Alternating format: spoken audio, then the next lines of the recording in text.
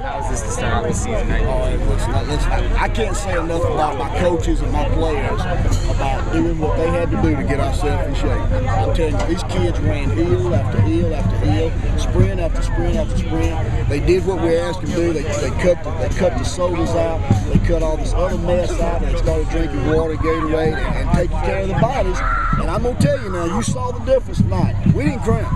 We did not cramp. They cramped, we didn't cramp. And that's been the difference in the last couple of years. The last year we had some laid out, but we changed the way we did some things and it paid off. And I'm just proud of my kids and our coaches for pushing them that far and the kids for responding like they did.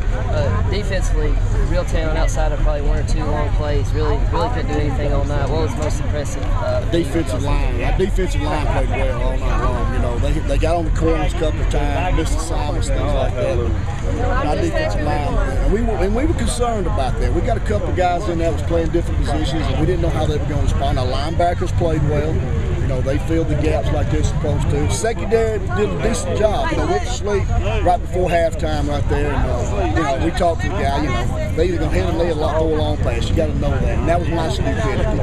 You know, the 2 touchdowns they got were bad calls on mine. I should have pointed when we had the ball on the 50-yard line, backed them up, and we should have ran the clock out down there, you know, and that sort of thing to get them a touchdown. But I'm proud of our kids. I mean, they fought hard all night long. They never doubted. They never doubted the whole time this summer or preseason the outcome of this ball game. Just, I mean, aside from that one interception that Kyle threw, I think he was like 13-18, something like that. I mean, is that kind of what you've come to expect? Oh, yeah, no doubt. He's the leader. He's the field general right there, and that right there was just I called it brain fart. You know, he just did it. You know, we have those every now and then. You know, he just made a bad read, and you know, he expected the guy to cut over the middle and threw it to a spot, and the guy wouldn't have. But you know, we get better. You know, usually you play a jamboree, then you play your first game, and you get better between that and your first game. So hopefully we're going to get better between now and next week, and we're going to iron everything out and get some wins together. Hopefully we'll be ready to play again next week. Just last thing on the drive there where they had their 2 fake punts.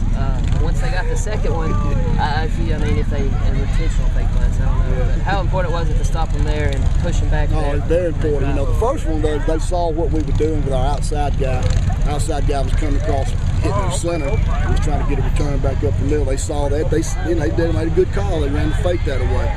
The other fake was just a bad snap. The guy just made a great play. And they had 8 guys downfield, 5 of them were offensive linemen. That's what I told the head referee. He said, "Coach, I know we made a bad call on that one." But anyway, I was just proud of our defense for stepping up right there and holding them out and letting them score.